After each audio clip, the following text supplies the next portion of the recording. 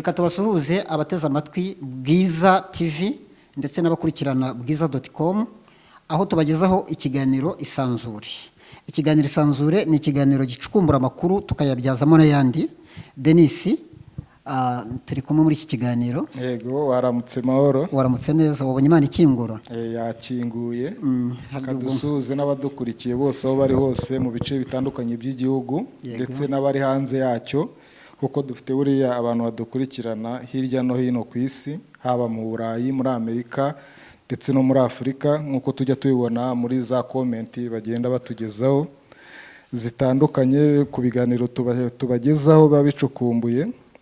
Abo bantu kandi tukabafata nk'inshuti z'agadasohoka za Bwiza Media Group, kuko mu by'ukuri duhari ku bwanyu kandi namwe muhari ku bwacu, muri abantu bo kubahwa cyane. Uyu munsi Denis turavuga ku biki? Uyu munsi urebye inkuru tugarukaho ni inkuru ejo yiriwe igarukaho cyane, inkuru ya za kamera, ikibazo cya kamera za polisi mu mihanda, aho bamwe bashinja polisi kuzihisha mu rwego rwo gushaka kubakuramo amafaranga gusa. Iki kibazo rero cyateje ikintu bita twabyita saga, abantu bagiye babivugaho ndetse na polisi igerageza kwisobanura. Niyo nkuru turi bugarukeho, turi bwibandeho, ariko turajya no mu butabera turebe inkuru y'ubushinjacyaha bwagize gutya bugatanga bujuririra ikirego bwareze umunyamakuru Niyonsenga Jean de Dieu uzwi nka Cyuma wa Ishema TV, aho ubushinjacyaha buvuga ko mu birego bwamureze harimo ikirego kimwe cyangwa se icyaha kimwe kitakiba mu mategeko y'u Rwanda. Umuntu akaba yakwibaza ahantu uwunganira uno munyamakuru we yari ari kugira ngo ntabone icyo kintu ko kitakiba mu mategeko. Turareba n'urubanza rwa Rashidi Abdul Hakuzimana, urebye bose baregwa ibyaha bijya kumera kimwe n'ibyaha byagiye bikorwa ku miyoboro ya YouTube. Rashidi rero nawe afite iyo bita Rashidi TV, nawe yagiye atangaho ibitekerezo bitavugwaho rumwe, nawe aherutse gutabwa muri yombi. Bikavuga rero ko yanze kwisobanura ku byo ariko avuga ko ngo yabwiwe amagambo amukomeretsa, ku bw'ibyo ahitamo kutagira ikintu atangariza urukiko. Nizo nkuru turi buvugeho. Tugarutse ku nkuru y'impaka ziri hagati y'abashoferi cyangwa se ku kibazo gihari mu muhanda kijyanye na za kamera, aho umunyamakuru Kenisi yateranye amagambo cyane na SP Kabera John bavuga ku kibazo cy'uko izo kamera harimo ikibazo kijyanye n'aho ibyapa bifite umuvuduko wa 60 mu isaha, ukigeraho ugasanga baguhaniye ufite 45. Aho rero abantu benshi bakomeza kugaragaza ko icyo kintu ari ikibazo. Ubundi Denis, ntabwo ikibazo cy'icyapa ntabwo ubundi ari amakosa ya polisi uko mbibona, kuko ibyapa byubahirijwe nta kibazo. Ariko ikibazo gihari cyateye ikibazo ni ukuba icyapa gifite 60 hanyuma bakaguhanira muri 45 ufite umuvuduko wa 40. Ndabona uno munyamakuru wa TV1 bitamutabaruka yabajije umuvugizi wa polisi ati abantu bakomeje kwibaza ku kibazo cy'izi kamera zo ku muhanda n'ibyapa. Ibyapa bigaragara ko ari ibirometero 60 ku isaha, ariko wagitambuka wagera imbere gato kamera ikagufata ko warengeje umuvuduko wa 40. Abantu barimo rero kwibaza ibi bintu muri kubihuza mute. Ni ikibazo yamubazaga nyine nk'uko wari ubivuze, ahantu hemerewe gutambuka ku birometero 60 mu isaha, ariko iriya kamera bamwe bita ngo Sofia ikagufata ikakwandikira, niko nabyita, wakoresheje umuvuduko wa 40 ku isaha. Ikigaragara cyo abanyarwanda bakwiye kumenya, cyangwa se abakoresha imihanda bakwiye kumenyera ko ibi byapa ari ibintu bifite umumaro, ari ibintu byo kudufasha.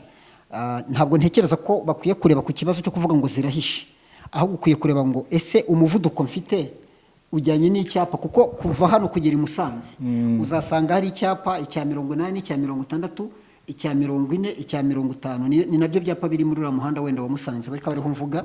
Noneho ugasanga iyo ugeze ku cyapa ntabwo abantu barasobanukirwa ibyapa. Iyo ugeze ku cyapa cya 60 ugasanga ufite 80 exactly kamera iri bukwandikire. Ariko wenda icyo polisi ikwiye kureba kandi ikwiye no kubwira abanyarwanda cyangwa se ikwiye gukosora ni ibi bintu byo gushyira muri systeme imodoka, ugasanga niba umuvuduko ari 60 nk'uko twabivugaga 45 baraguhanye. Urumva ibyo bintu ni amakosa bari gukora bakwiye gukosora. Ahangaha kandi ngiye kubaza ese ubundi Deni imodoka za leta ziri muri iyi systeme kuko byaba ari ikibazo gikomeye uyu munsi abaturage baramutse imodoka z'abaturage ziri muri systeme hanyuma iza leta wenda hari imodoka zo wenda z'ubutabazi zirinda kumirwa izitwara abayobozi b'igihugu imodoka za ambulance ariko ushobora gusanga ira kamera imodoka za polisi zo zitarimo kuko ni hani mugoroba ku mbuga nkoranyambaga ngira ngo hano hari ifoto abantu bakomeje gukwirakwiza aho byagaragaraga ko imodoka ya polisi ikubise hasi dore ngiyi ngira ngo wenda abadukurikiranye bayizuminga bakayibona aho imodoka ya polisi nayo yakubise hasi n'umuvuduko none abantu bakomeza kwibaza batese nimba batubwira ngo umuvuduko tuwirinde bo bakagwa bimeze biti aha rero biri kwibazwa niba polisi iyo yarengeje umuvuduko n'indu yandikira noneho bikibazwa ngo ese izi modoka zaba ziri muri systeme za polisi kuko byaba ari ikibazo biramutse ikibazo kireba abaturage gusa ariko mu by'ukuri inzego za leta zo batwara imodoka uko biboneye. Iki kibazo rero urebye nk'uko bigaragara hano ku ngoro dufite kuri bwiza.com urabona ko zino maka zabaye impaka hagati y'itangazamakuru ndetse na polisi nko mu gusubiza kiriya kibazo Mutabaruka yaramubajije CP Kabera yagize ati aho kugira ngo muzinduke mukangurira abaturage iteka rya perezida nimero ziriya ati murarwanya itegeko murimo murarwanya itegeko. Yakomeje rero asubiramo ko abanyamakuru barimo kurwanya itegeko. Kenisi yamubajije ati ntabwo turimo turarwanya itegeko utatwangisha abaturage ntabwo turimo turarwanya itegeko witubeshyera itegeko ahubwo ni mwebwe murimo kuryica. icyo gusa twavuga kuri izi mpaka zabaye hagati ya Kenisi na ICP Kabera nuko mu by'ukuri wabonaga ko ibyo Kenisi yavugaga ni ibintu byumvikana turacyari kuri cya kintu cyo kuba ubundi kugeza uyu munsi umuvuduko cyangwa se ibyapa bigomba kubahirizwa kuko biri mu itegeko kandi abashoferi cyangwa se n'abanyarwanda muri rusange icyo twababwira bakwiye gusobanukirwa nuko u Rwanda ni igihugu kigendera ku mategeko ariko noneho biba ari ikibazo y'abashinzwe gushyira mu bikorwa amategeko nabo bayishe icyo gihe bihinduka ikibazo gikomeye kandi bikagira n'ingaruka ku baturage tukavuga ngo rero icyo abashinzwe ziriya kamera cyangwa se abari muri centrale yazo bakwiye gukora ni uko bakwiye kumenya ngo ese niba umuntu tumwandikiye mu by'ukuri yarari muri 60 ariko gufata icyapa cya 60 ukakiregera muri 40 ibyo ni ikibazo.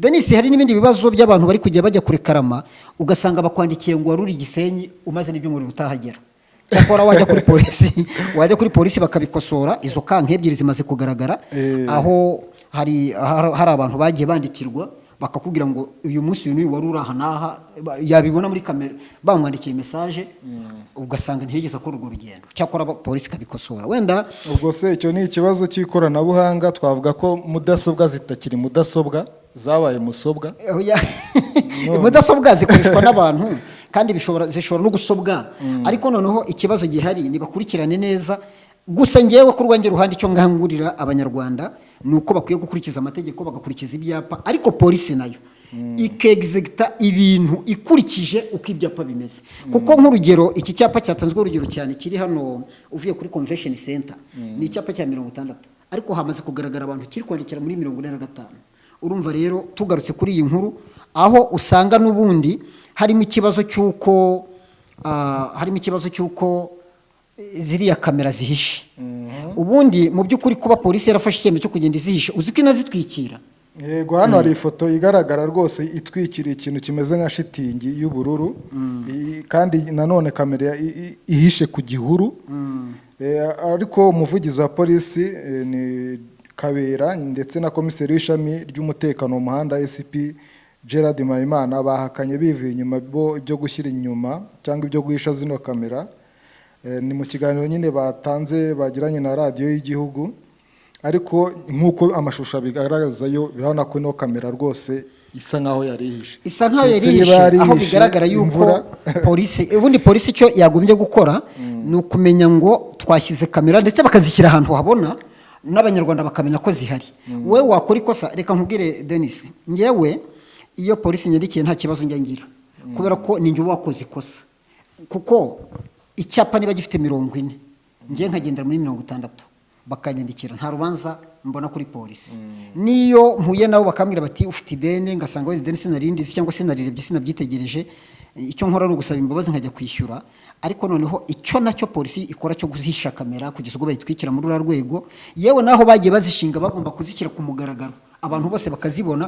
Noneho kuko nk'iburayiho cyangwa mu bihugu byateye imbere izi kamera zimaze imyaka irenga 20 zihari cyangwa 10 n'ingahe, ibyo barabimenyereye. UV feruje irakwandikira, urabona nka kamera ziri muri feruje ku Muhima n'ahandi zigiye ziri, abantu bamaze kuzimenyera ko rukandagira mu murongo iri bita kwandikira. Nkabona rero nge kubihisha ntacyo bimaze, nta nicyo byaba turi kungura abanyarwanda, ahubwo icyo mbona ni ziba habona, ndetse naho ziri zihisha ibyo biti babikureho, abantu babe babizi ko zihari, babe bazi n'ibyo byo kuzwi zihari. Dokuvuga ngo ni impande ebyiri kuri polisi. Ku ruhande rwa polisi icyo wenda umuntu yayisaba ni uko ikwiye kwerekana aho kamera ziri. Ku ruhande rw'abanyarwanda cyangwa se rw'abashoferi nabo bakwiye kumenya kubahiriza amategeko y'umuhanda nk'uko tubisabwa n'itegeko, batarebeye kuri izo kamera. None kuba uvuga uti ningera hano hari kamera ndagenda neza, ningera aho zitari nitwara ko nshatse. Ntabwo bishoboka. Mperuka i Cyangugu, iyo urebye imetero ziri hagati ya kamera n'indi wibeshye ukiruka iragufata.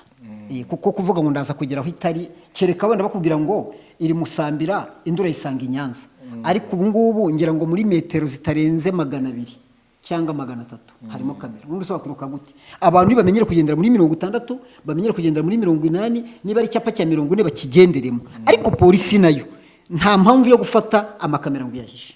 Nta mpamvu yo guhisha amakamera. Nta mpamvu rwose. Ndetse n'iryo kosa riri kugaragara ryo kwandikira abantu kandi batarengeje umuvuduko usabwa, nacyo ni ikibazo cyo gukosorwa, aho kugira ngo abaturage bakomeze bijujute bafata polisi nk'aho ari ishaka kubakamura cyangwa se kubakama. Icyo kibazo nacyo ndumva polisi yakwihutira kugikemura. Ikindi polisi ikwiye gufasha abantu, kuko mu by'ukuri kugufata ugasanga ufite kamera, ufite ideni ry'ibihumbi 100, warangiza bakakubwira ngo uhita wishyura ku kanya. Ibyo bintu nabyo bakwiye kubikosora bagatanga igihe, kuko niba urumva wenda habayeho ko imodoka ntikwanditseho, hanyuma habaho ikibazo barakwandikira ntiwabimenye, usanze bariyeri hariya cyangwa se usanze polisi irimo irafata abantu, noneho icyo bakwiye gukora ni bakwavertise, bakubwira ngo wamaze kujya mu birarane, ufite amadeni y'ibihumbi 100, babishyire muri systeme kugira ngo tuguhaye iminsi 5 yo kwishyura. Ariko mu by'ukuri kuba abantu bamaze kujya mu madeni menshi, kuko urajya kubona ukabona polisi yafashe imodoka zirenga 100 ziraparitse, ubwo nukuvuga ngo niba utishyuye ni ikibazo, ntabwo uri buva aho ngaho. Ariko hakwiye gushyirwaho uburyo abantu bajya bishyura, boroherezwa uburyo bwo kwishyura, cyane cyane ko amadeni baba bagiye mu buryo batazi. Reka tuve kuri iyi nkuru tujye mu butabera, wenda duhere kwa Rashidi. Uno mugabo Rashidi aherutse kugira ibyo atangaza ku rubuga rwe rwa YouTube, ndetse yagiye atanga n'ibiganiro no ku yindi miyoboro ya YouTube yagiye agaragaraho, avuga ibintu bimwe na bimwe bitagiye bivugwaho rumwe, harimo nko gupfobya jenoside. Kuri rero yavuze ko ubwo yari ari mu rukiko kuri wa 17 mu rukiko rw'ibanze rwa Nyarugenge, yavuze ko ubushinjacyaha bwavuze ko uyu mugabo akurikiranyweho ibyaha birimo guhakana jenoside, gupfobya, gukurura amacakubiri no gutangaza ibihuha. Akaba yarafunzwe mu mpera z'Ukwakira, yagejejwe rero imbere y'umucamanza aburana ku icyaha nako kwifungwa n'ifungurwa by'agateganyo ni ya minsi 30. Bakavuga rero ko ibyo yakoze yabikoze ku rubuga rwa YouTube rwitwa Umubavu TV. Umubavu TV urabizi ko na nyirayo nawe ubwe arafunze, nawe arafunzwe. Ariko wenda hano Denis tutarakomeza, hari ikintu kimwe urumva, itegeko nshinga ry'u Rwanda ryemera ko umunyarwanda wese afite uburenganzira bwo gutangaza icyo ashaka, ariko abantu bakwiye kumenya ko hari umupaka, kuko mu by'ukuri iyo urebye u Rwanda ni igihugu cyagize ibibazo, aho muri 1994 habaye jenoside yakorewe Abatutsi, u Rwanda rupfusha abantu barenga miliyoni, hanyuma rugira n'ingaruka z'abandi bahunze nabo barenga benda kurenga miliyoni, nabo baragenda bava mu gihugu. Uyu munsi rero kuba u Rwanda ruri kwiyubaka, hanyuma abantu bakitwaza bane gutegeko nshinga rirahari rivuga ku bijyanye no kuvuga uburenganzira bwo kuvuga ko umuntu akwiye gutangaza ibyo ashaka, ariko hari umupaka, kuko ntabwo ushobora gufata igihugu cyabuze miliyoni y'abantu ngo nurangiza wongere uvuge ku magambo ashobora guhembera ibintu bijyanye n'amacakubiri cyangwa se ibintu bijyanye n'ibibazo. Ntabwo ari mu Rwanda gusa ubwo burenganzira rega bugira aho bugarukira, no ni ku isi yose. Ntabwo wajya muri Amerika ngo nuko bafite uburenganzira cyangwa se ubwisanzure bwo gutangaza icyo uvuga, ngo utangaze amadisikuru arimo kubiba inzangano ngo bakurebere. Rega Denis, abantu bakwiye kumenya ngo leta ni iki. Leta ni abantu bagiriwe icyizere n'abaturage. Noneho rero hari igihe twibeshya kumva ngo abaturage wenda ukavuga ngo ese leta kuki ifite imbaraga. Leta igomba kugira imbaraga kuko ni izawe nawe warazibahaye. Ni ukuvuga ngo buri muturage wese aba afite, ndakunda kuvuga ngo agira icumu rye. Ariko iyo leta ihari, buri muturage afata icumu rye akarishyira leta, akavuga ati noneho imbaraga zanjye ndazibazaniye. Noneho leta igakora mu mbaraga z'abaturage. Ni nayo mpamvu iyo wihaye kuvuga ngo uri kurwanya leta, ibintu bikubaho bafata ya macumu yose y'abantu babazaniye, abaturage babazaniye, bakaza bakayaguterera icyarimwe, bakayagutunga. Ni ukuvuga ngo rero abantu bakwiye gusobanukirwa. Ubundi mu by'ukuri igihugu cy'u Rwanda, njya nkunda kubivuga, njye ntabwo ndi porte parole wa guverinoma, ntabwo navuga ngo ndi kuvugira leta, ariko hari ikintu abantu bakwiye kumenya. Igihugu cy'u Rwanda ni igihugu cyanyuze mu bibazo bikomeye.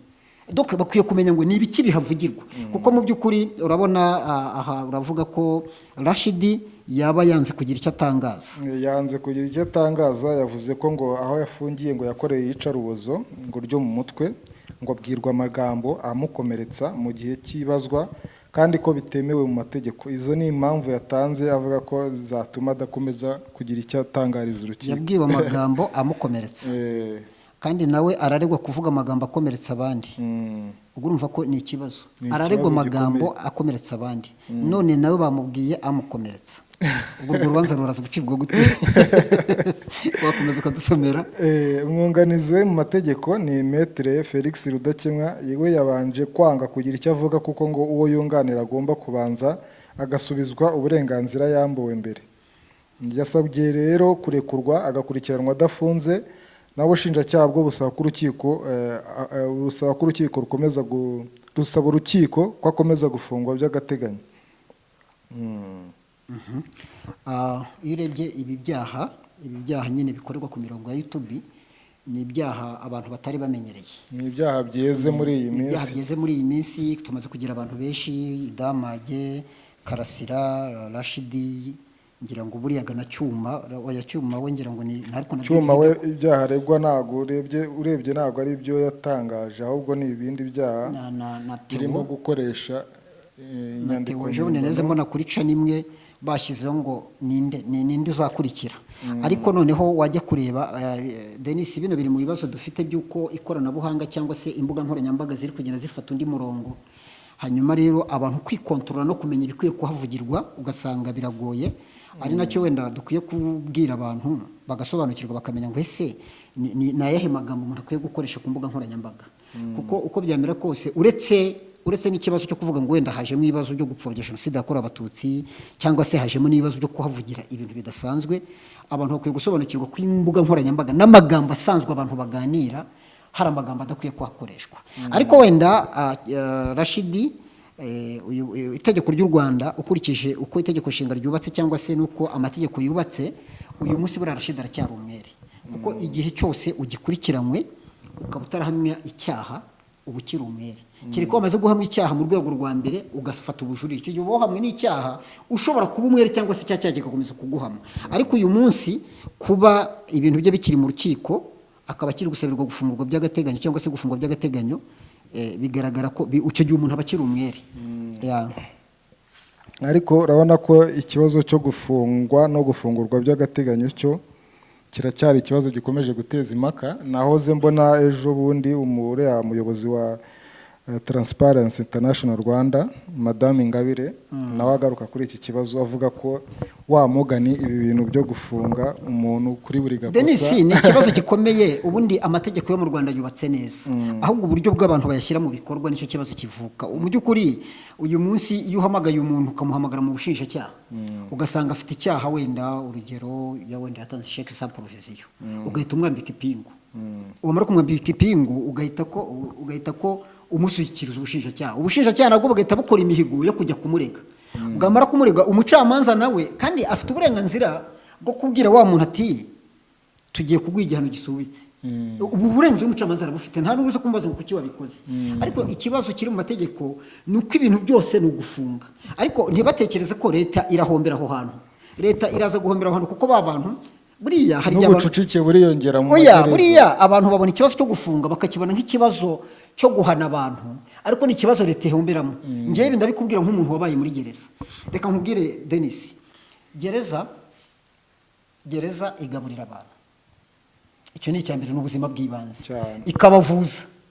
Buriya buri mufungwa wese aba afite mituweli. Nabonye gereza igira ingengo y'imari ikabakabaza miliyari hafi 20 ayo mafaranga buri mwaka. Ayo mafaranga nta kindi amara, nayo kuvuza abantu, nayo kubagaburira, nayo gukora amasuku. Kuko buriya bigutangaze kubona igipangu kirimo abantu 8,000 ugasanga nta sazi ihagera, ugasanga wibaza icyo kintu, ukaba udashobora kumva ngo hajemo korera, kubera ko leta iba yarashyizeho uburyo bw'amasuku, aho bakoresha ibintu by'amakorore, kubyuka mu gitondo batera imiti kugira ngo bidatera ibibazo, kandi bagatera imiti itaza kugira ingaruka ku bantu. nabwo byumve ni imiti bihenze. Ibyo bintu byose rero abacamanza cyangwa se n'abari mu nzego bagombye kubireba. Noneho bamara kubireba akavuga bati dukwiye gufunga umuntu. Buriya reka nkubwire, hari ibyaha biri criminal mu buryo bukabije. Yego ntabwo mvuga ko ndi gupfobya ibyaha, ariko hari ibyaha biri criminal aho ugasanga wenda umuntu yasamanyije umwana ku ngufu, yafashe umwana uri mineri, ugasanga umuntu yishe undi. Nibi byaha byo gupfobya jenoside yakorewe abatutsi ndetse no kurwanya leta, ni ibyaha biba bikomeye. Uri kubyumva? Ariko mu by'ukuri ugasanga umuntu arazira chèque sans provision ugatujugunya muri gereza, kandi wakamuhaye uburyo bwo kumuhana, ukavuga uti genda wishyure. Urumva iyo bamufunze ubwo arahombye, igihugu kirahombye, no wa wundi wamureza arahombye. Ubwo wenda twari turi kuri chèque sans provision ugasanga abantu baratonganye, wenda undi akubise undi urushyi, kurwana. Ibyo ni ibintu abantu bagombye kubunga, bagahita bamutera imyaka 2 akajya muri gereza. Ubundi gacaca kera ubundi ibyo ngibyo yahitaga inabirangiriza hanze. Kuri ibi byaha byo rwose biremereye, turabwira wenda abadukurikiye cyangwa se n'abacamanza batwumva, ndabizi ko bakurikira Bwiza TV na bwiza.com, bakwiye kumenya ngo ese ni ngombwa ko abantu bose bahabwa iminsi 30, kuko iyo bagiye ku iminsi 30 Denis biba bisobanuye ko batarabona ibimenyetso. Kandi ikindi kintu usanga iyo minsi 30 iva mu minsi 60, kandi direct iyo minsi 30 irenze utaraburana edaheri buriya ngo itegeko riba ryamaze kwicwa. Ubundi ntabwo twavuga ngo itegeko riba ryamaze kwicwa, kuko barongera bakagusabira iminsi 30 yo kongera, aho ubushinjacyaha buvuga ko ukiri gushaka ibimenyetso. Ariko niba utarabona ibimenyetso byo kurega umuntu, ubundi kucyumurega, kuki ahubwo umufunga, murege yitabere ibu, narangiza akora statement, hanyuma ajya kwitaba. Ni gute ufata umuntu ukamwambika ipingu ukamushyira muri gereza kandi ubizwa nta bimenyetso urabona? Noneho nk'aha ngaha nta nubwo nge mbona ko Rashidi yagombye kuba bari kumusabira iminsi 30 y'agateganyo. Kubera iki? Bakabaye baramufashe ibimenyetso bihari. Ibyo bamurega ni ibintu bigaragara biri kuri YouTube.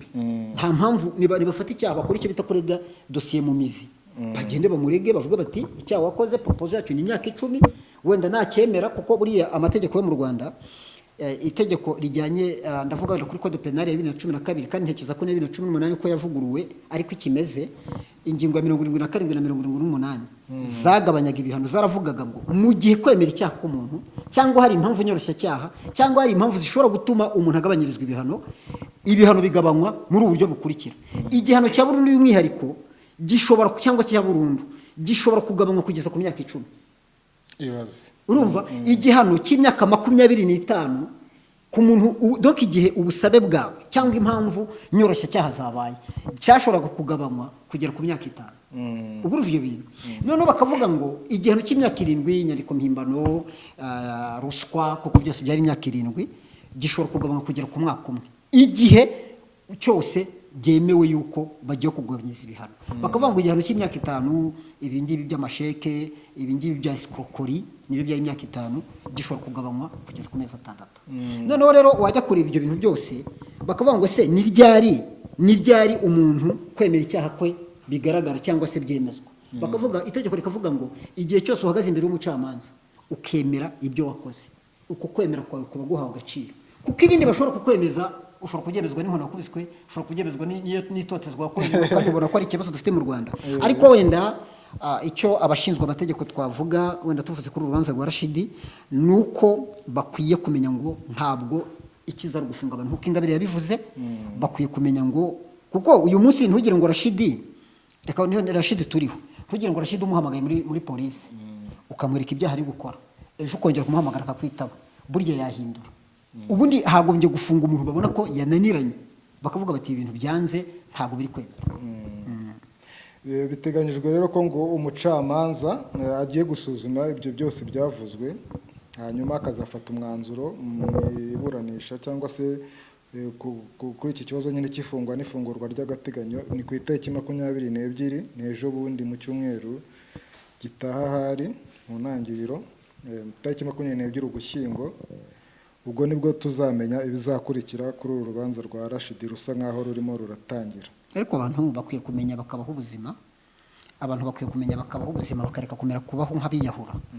Kuko ntabwo mu by'ukuri nubwo wenda tuba turi kuvuga ngo abantu barenganye cyangwa se ugasanga abantu baravuga ngo ntabwo amategeko yubahirijwe, ariko abantu nibitondera ibi byaha bikorerwa ku mbuga nkoranyambaga, nibabyitondera kuko ni ibintu birimbura abantu benshi, ni ibintu bitera ingaruka muri sosiyete y'abantu. Kuko imbuga nkoranyambaga ubu uyu munsi umwana arataha agasanga iwabo hari wifi, mbere yo kujya kurya gukuramo imyenda akabanza akajya kuri interineti. Kandi ntabwo uruzi kumubwira ngo uri mu biki, kuko yiga afite mashini niho isigeze, yahagera agahita akurika agasanga bya bintu wavuze. Abantu nimumenye ibyo muvugira kuri kamera. Ikibazo rero ni n'ikibazo leta ifite cyo kuzajya igenzura cyane cyane zino mbuga, cyane cyane zino za YouTube, kuko ni imbuga z'abantu ku giti cyabo. Umuntu afite uburenganzira bwo kuyifungura uko ashatse. Sinzi niba leta izagera igashyiraho itegeko. Ishinzwe imbuga nkoranyambaga buriya ni iyihe? Ni iyihe zishinzwe? Ni Minisiteri y'Ubutegetsi bw'Igihugu? Ubundi biri mu yihe? Ni bande babishinzwe? Biri Minisiteri y'Ikoranabuhanga no guhanga udushya. Ubundi abantu bagombye kumenya izi mbuga nkoranyambaga cyangwa se izi YouTube ni bande. Biri muri task z'umuvugizi wa guverinoma, kuko aba bantu bakwiye gukorerwa n'amahugurwa, kuko usanga n'abantu benshi bakora amakosa kubera ko batigeze bamenya ibyo bakwiye kuvugira ahangana ibyo badakwiye kuhavugira. Ndabona ishobora kuba ziri mu cya kigo gishinzwe imiyoborere nk'uko gishinzwe RGB, ko ari nayo ikunze kuba ishinzwe ibibazo by'itangazamakuru. Uyu munsi rero ariko kugenzura noneho zino YouTube byo ndabona bizafata izindi mbaraga. Ngira ngo narura ibizamo. Mu gihe zino mbuga zizajya zikoreshwa, YouTube ishobora gukoreshwa nka channel y'umuntu ku giti cye, ariko iriba wayikoresheje wayise nk'ikinyamakuru, ubwo ndumva bita bihindura imiterere. Ariko n'abantu bakwiye kumenya ngo ese itangazamakuru mu Rwanda rikora gute. Ntabwo uzabyuka mu gitondo ufungure channel umwana gukamera kuri telefone ngo nurayize uvuge ngo rero ngo iki ni ikinyamakuru donc ibinyamakuru bifite uburyo bigomba kubaho. Denis, hari urwego rw'abanyamakuru bigenzura rwemeza ibyo bintu, rwemeza abanyamakuru, rwemeza ibigo by'itangazamakuru.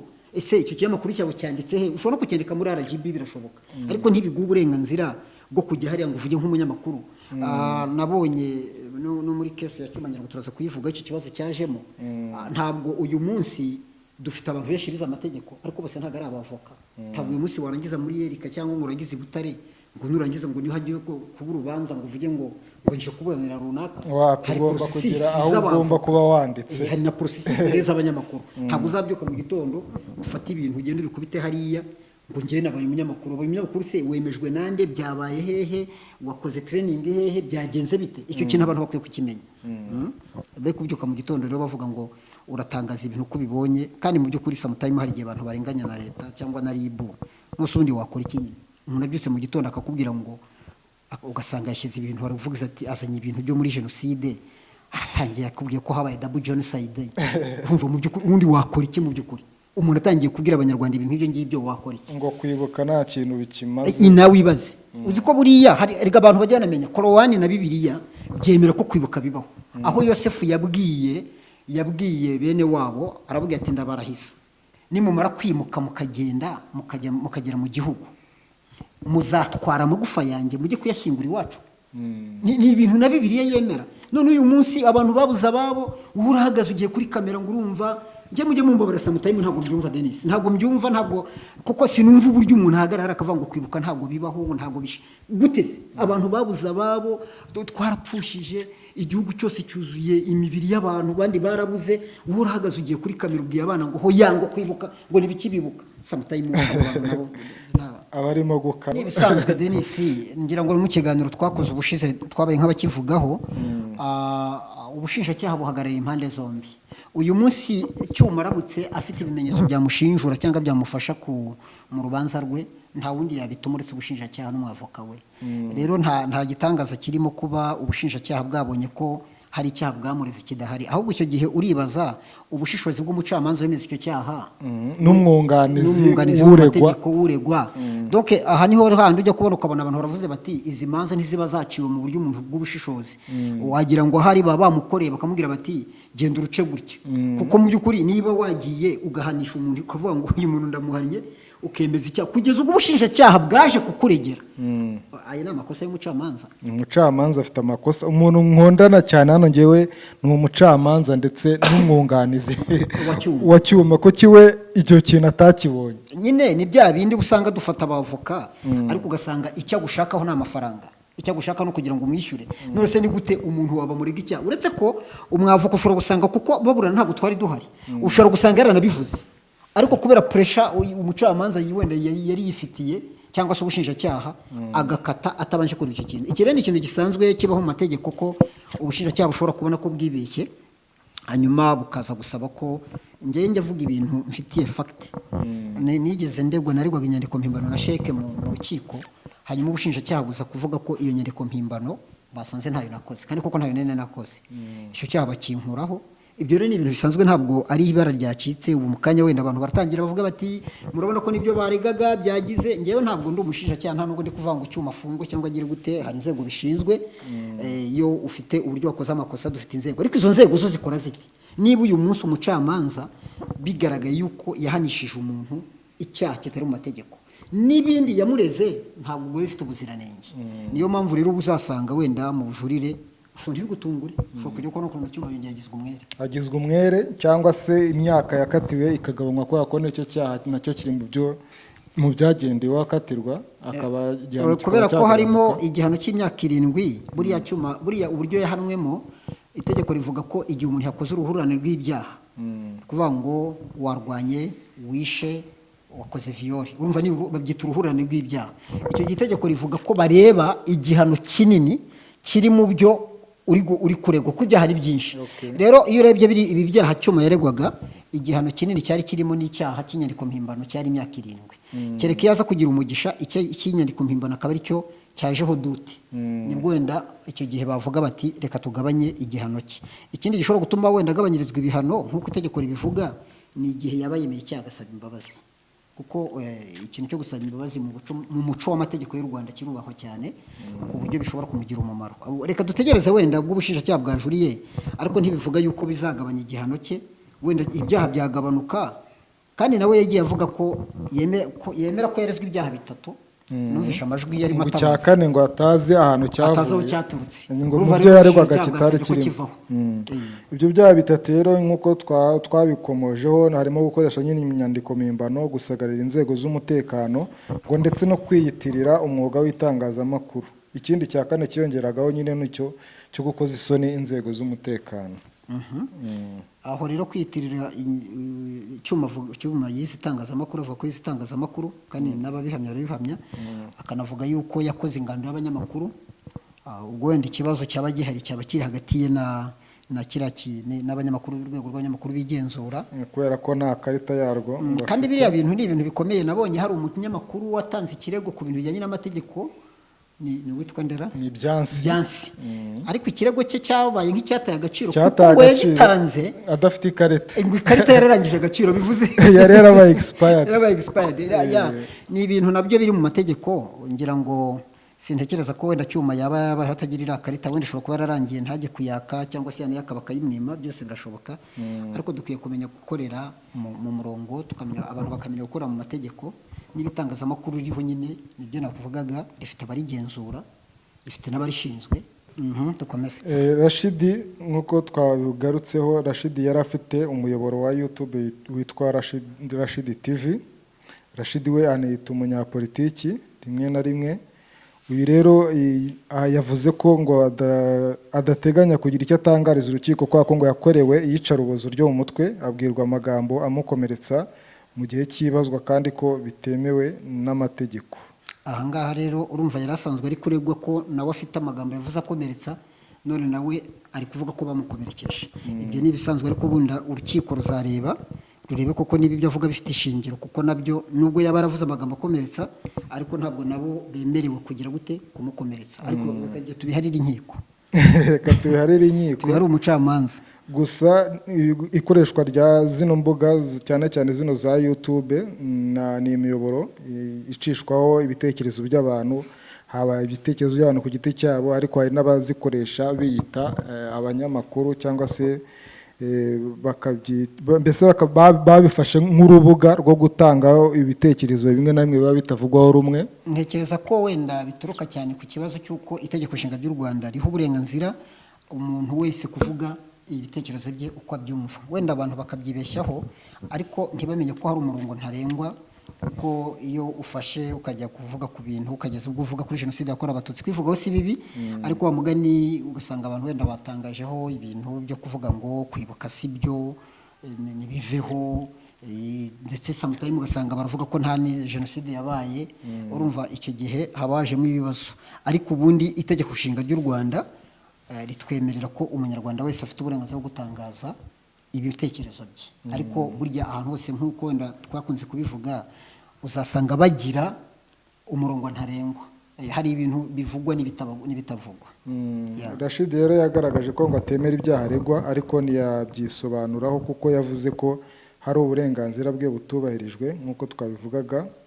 Ubwo burenganzira burimo nyine kuba ngo kuba yarakorewe iyicarubozo haba mu mutwe ndetse no kubwirwa amagambo amukomeretsa. Umwunganizi we akaba yasabye ko yakurikiranwa adafunze, naho ubushinjacyaha busaba urukiko ko akomeza gufungwa by'agateganyo. Gufungwa by'agateganyo ni n'ikibazo gikomeye. Ubundi ngira ngo madamu Marie Ingabire Makire wa Transparency Rwanda ejo yarabivugagaho, ni ibintu biri gukomeza kongera ubucucike bw'abantu mu magereza, kuko uyu munsi niba mu Rwanda dufite amagereza arenga 10 ugasanga yose aruzuye, ubona ko ari ikibazo gikomeye, kuko bagombye kuvuga ngo, kuko itegeko rivuga ko iyo ugiye kuregera umuntu ukavuga ngo uyu muntu turamusabira ko abafunzwe by'agateganyo, ni ukuvuga ngo ntabwo burabona ibimenyetso bigomba kugira gute, bigomba kumushinja. Iyo bihari urubanza baruregera mu mizi. Rero iki nacyo wenda bakwiye kujya bakireba, bakavuga batese ni ngombwa ko abantu bose bafungwa, cyane cyane ko ntabwo wenda abantu babenda gutoroka ngo bagende bacinga ubutabera. Ngira ngo ni icyo ubushinjacyaha bukunda kuvuga ngo uyu muntu dushobora kuzamubura. Ariko ese umuntu buriya umufasha ukamwambura nk'ibyangombwa agenderaho, ubundi yacaye. Ariko higeze haba umushinga ngira ngo ni 2018 wo gushaka kujya bafunga abantu bakoresheje twatwuma, ariko sinzi aho umushinga wahereye. Ababishinzwe bazatubwira aho byahereye, kuko byari gufasha, kuko karakuma ko bagiye banambika amasaha bano bantu bari barwaye covid, niba bayikwambikiye Nyamirambo wayirenga kahitaga gasakuza polisi kabimenya. Icyo rero nacyo wenda inzego z'ubutabera zikwiye kugikora kugira ngo bagabanye ubucucike bw'abantu mu magereza. Ndetse n'ibihano bitangwa hasubirwemo n'ibihano bifitiye igihugu akamaro, harimo nk'iyo mirimo nsimburagifungo, aho kugira ngo igihugu kijye gikomeza gutakaza ziriya miliyari hafi 20 za buri mwaka, amafaranga ushobora kongeraho miliyari 10 ukaba wakubaka umudugudu wacumbikira abantu barenze 200, imiryango 200, hagati ya 200 na 400. Nk'uriya twabonye umukuru w'igihugu agiye gutangamo impano, wabonye ko uzatwara miliyoni 30 z'amadolari, ni miliyari 30 z'amanyarwanda. Ni umudugudu uzaba urimo ibyangombwa byose, wakwakira imiryango iri hagati ya 200 na 400. Urumva rero iyo mafaranga buri mwaka agenda. Derise ntabwo sintekereza wenda ko byakunda ko igihugu cyabaho kidafite wenda amagereza, ahubwo ubwo bucucike wenda niba mu Rwanda dukoresha miliyari 20 nkuko wavugaga, ubucucike bwagobye kugabanuka cyangwa se abafunze bakagabanuka ku rwego wenda zaba nka miliyari 5. Kuko ubona ko ni ikibazo gikomeye, kuko buriya abantu bafunze leta niyo ibishyura mituweli de sante, niyo ibavuza, niyo ibagaburira, niyo ibambika, kuko urumva ugomba gusohoka kujya hanze ari uko wambaye umwenda impuzangano ya gereza. Ibyo byose ni bije, ni nayo yita ku isuku amafaranga y'amashuri kwigamo abarimo, ibikorwa remezo urumva ni ibintu bitwara amafaranga menshi, ariko inzego zibishinzwe zikwiye kwiga uburyo zikagabanya ibi bintu byo guhora bohereza abantu muri gereza bw'iminsi 30. Ugiye muri gereza wenda tujyanye Nyarugenge ukaraba abantu bakatiye iminsi 30, ushobora gusanga niba gereza ifite abantu 8,000 ibihumbi nka 2 bikatiye iminsi 30. Urumva ari cyo ni ikintu gikomeye cyane inzego zikwiye gusubiramo. Ndumva sitwasoza sura twari turi kuvuga ku nkuru ya Cyuma. Cyuma nyine twabonye ko ubushinjacyaha bwisubiyeho bwajuririye kimwe mu byaha bwamureze, icyaha cyo gukoresha cyo gukoza isoni abashinzwe umurimo rusange w'igihugu, kandi ngo icyo cyaha cyaravanywe mu mategeko muri 2019. Ibi rero birahita bigaragaza ko bwasabye ko ibindi byaha 3 nyine yahamijwe, twavuze gukoresha inyandiko mpimbano, gusagarira inzego z'umutekano, kwiyitirira umwuga w'itangazamakuru, ndetse n'ibihano yahawe byo bigumaho. Ibi rero bigahita bigaragaza ko umucamanza w'abaciro runo rubanza yaba yarabayemo kwibeshya, kuko niba afite yarafashe icyaha kitakirirwa mu gihugu cy'u Rwanda, yareza akagihamya umuntu akamufunga, n'ibindi ntabwo wabigira ubuziranenge. Ibi biraza gutuma wenda icyo twavuga wenda ku ruhande rw'umwavoka we yaba yararangaye, cyangwa se akaba yarabivuze ntibabyumve. Kuba ubushinjacyaha ubwabwo, uretse ko n'itegeko ryemera ko umushinjacyaha mu gihe abonye neza ko hari ikintu kikurengera, kuko abahagarariye inyungu rusange z'abanyarwanda n'izuregwa kandi ziba zihagarariwe n'ubushinjacyaha. Nuko inaha wenda bidakunda ko usanga ubushinjacyaha muhura bukurega, ariko ubundi biremewe ko ubushinjacyaha bubona ko bwibeshye bukajya kugukuzaho icyaha. Ubwo rero ibi ngibi birahacuma amahirwe ntibibutangaze ko ejo wajya kubona ukabona yabaye umwere. Reka dutegereze uko bizagenda mu minsi iri imbere. Reka rero tunashimira abari badukurikiye, tubasaba gukora sabone, like ndetse na comment, kuko ibitekerezo byanyu nibyo bituma dukosora tukavanga ibi ngibi bikwiye kugenda gutya dukurikije ibyo muba mwatubwiye, kandi muri inshuti z'akadasohoka turabakunda cyane. Murakoze cyane.